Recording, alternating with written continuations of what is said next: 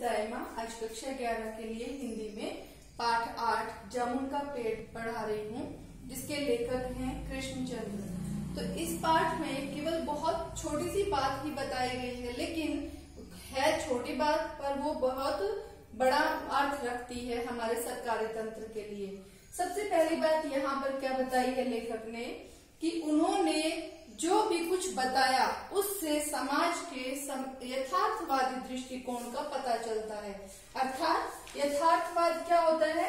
जो सच्चाई है, जैसी सच्चाई है उसको उसी रूप में उजागर करना।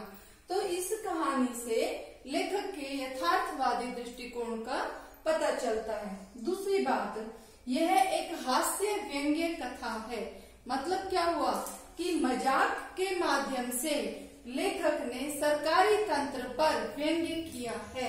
सरकारी तंत्र की जो नीतियां हैं उन पर व्यंग्य किया है कि किस प्रकार से अगर कोई घटना घटित हुई है तो एक व्यक्ति उसको दूसरे पर टालता है, दूसरा तीसरे पर, फिर अगले व्यक्ति के ऊपर उस बात को टाल दिया जाता है। वो लोग टालू प्रवृत्ति के होते हैं, कार्य को करने के लिए स्वयं प्रयास नहीं करते। तो इस कहानी के द्वारा लेखक ने हास्य के द्वारा व्यंग्य किया है। अगली बात है यहाँ पर चीजों को अनुपात से अधिक फैलाने की बात कही है। अर्थ क्या हुआ इसका कि उसकी जरूरत नहीं थी। एक आदमी यदि जामुन के पेड़ के नीचे दब गया है तो उसके लिए क्या चपरासी को बुलाना है, फिर चपरासी मैनेजर को बुला रहा है, वो सुपरिंटेंडेंट को बुला रहे हैं, वहां से फाइल मंत्री के पास जाती है।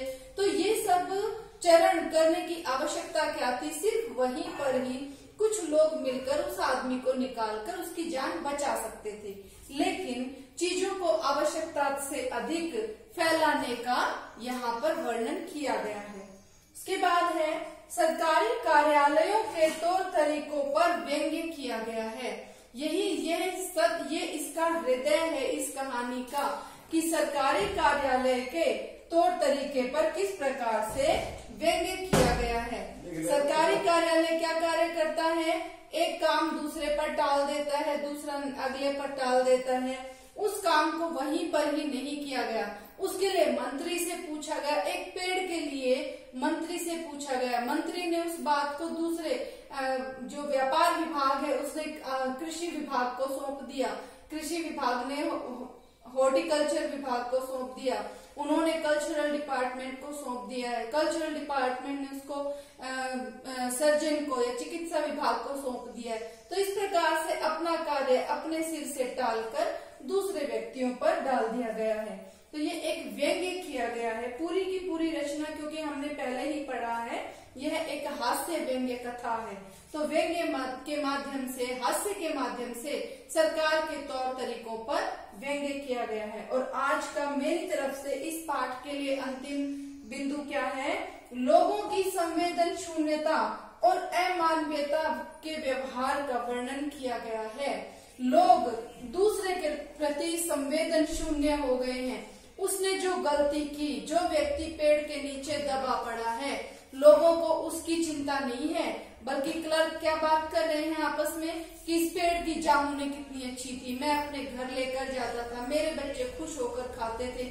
जो व्यक्ति वहां उस पेड़ के नीचे दबा पड़ा है उसके प्रति किसी का आकर्षण नहीं है, वो लोग अपने ही स्वार्थ की बात कर रहे हैं, तो वो उसके प्रति संवेदन शून्य है।